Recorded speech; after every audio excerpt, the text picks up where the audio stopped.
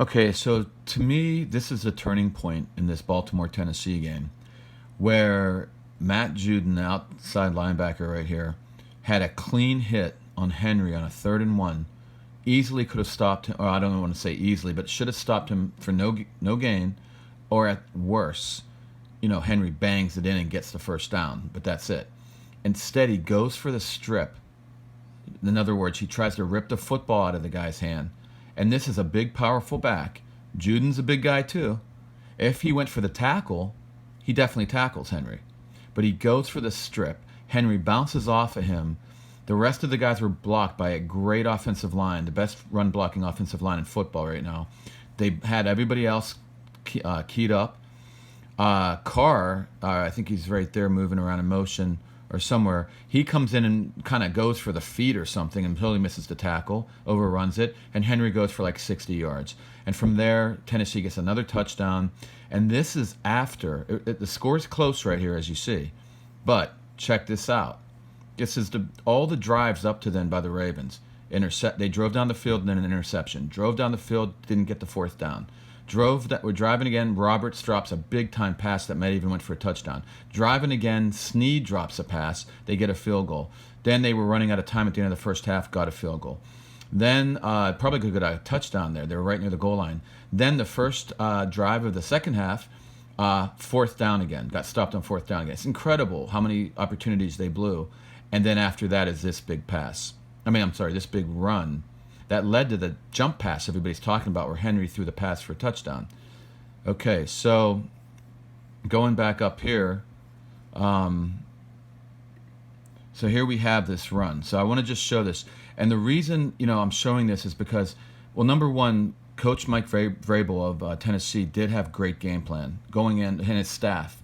On offense, they were using Henry as a decoy early in the game. They ran him some. He got a couple of good runs in the first half, but a lot of times they were faking off that. They were faking with Henry, rolling out Tannehill, throwing the ball around. They had a big long bomb for a touchdown.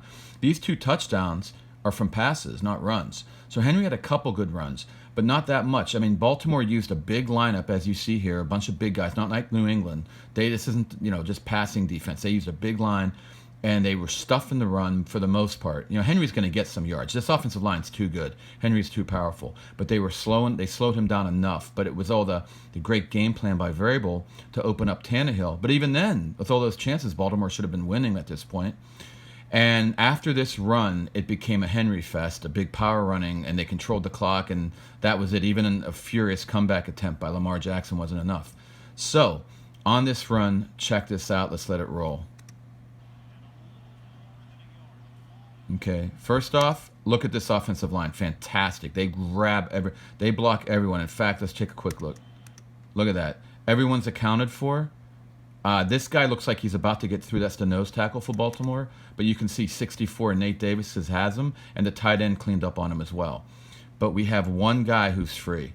And this happens. You can't, it's hard to account for everybody because they have the box loaded. And it's kind of like almost amazing that Tennessee thought they could run against this box, but again, the way their line's been blocking, the way Henry's been running, they were confident and they're fired up.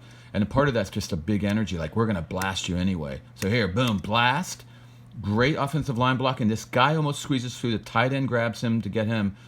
And these guys are freed up, but this guy's heading this way. Okay? Henry's up here, and the only guy that has a big clean shot is 99 Judon. And watch. Bounce off of him.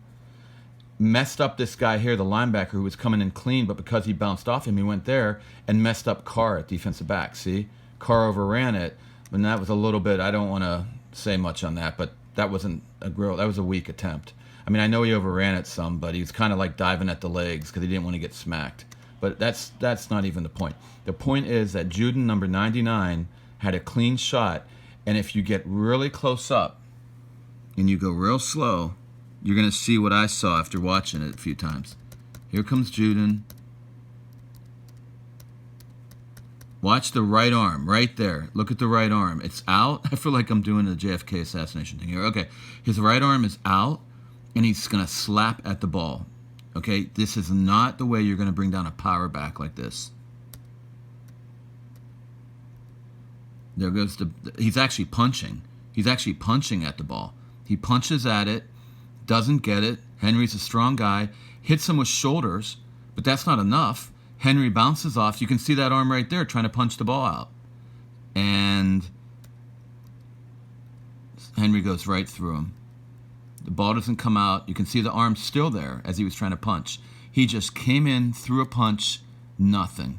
Terrible. I mean, coaches, when they see that, I played football, and they'll have a fit about that because, I'm sorry, I got a little lost on this now.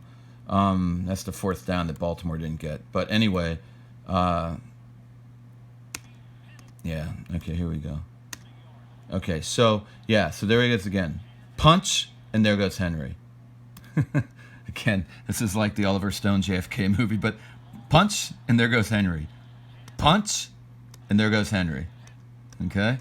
So why am I detailing this? Besides, it was a huge run. And by the way, as he's running here, look at Marcus Peters come up behind. Get the guy down. Watch him. He's going to try to punch the ball out. Boom. I mean, it's not a bad play there. You might be able to get it. He tried. He really, that was actually not a bad play. But the point I'm trying to say here is, from when I played, a lot of times this kind of stuff happens. Again, this is a little bit of conjecture for sure, but you feel you're not grinding it out. You're not fighting back into the game. You're trying to punch balls out, get quick fixes. That's a quick fix. We're going to knock that ball out. Look, if he makes a big tackle right there, he might stop him from the first down. And then they get the ball back. And if he doesn't, it's only a 1 yard gain, and you continue to grind and fight. You're only down 14-6. Now you're in trouble, 21-6.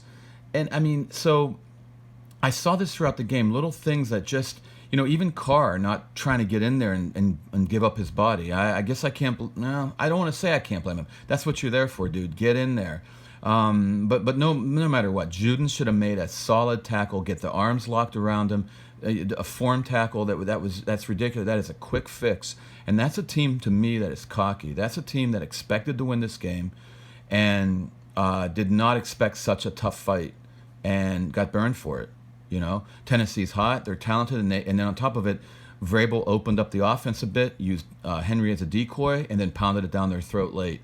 And on defense, by the way, Pease, the defensive coordinator, actually did a nice job of only a 3-man rush and heavy zone. He did it a little too much, and it became easier for Lamar later. But for a while there, it was confusing Lamar. Lamar's not the best in the pocket at making those kind of decisions, though he's gotten better. So but he was trying to keep Lamar from running wild, though Lamar still had about 120 yards running. So, yeah, Baltimore had every shot to win this game. Great game plan by Tennessee. They're hot. Their energy's great. But I really believe Baltimore really thought they were winning this game, no problem. Not no problem, but they felt I think they might have even been looking ahead. I'm not sure, but I think they were overconfident, no doubt about it. And that play to me shows it.